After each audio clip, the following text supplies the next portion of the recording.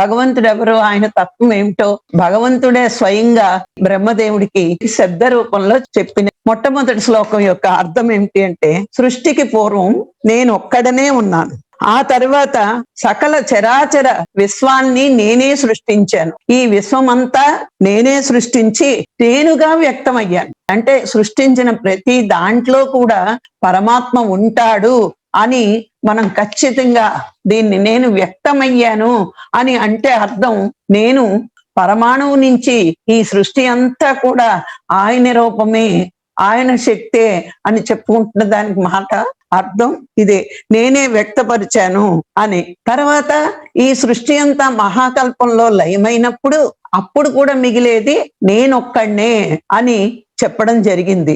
అందుకే ఏది మారినా ఉండేది అందరూ మారిపోతుంది సృష్టించింది, కానీ మారంది పరమాత్మ ఒక్కడే.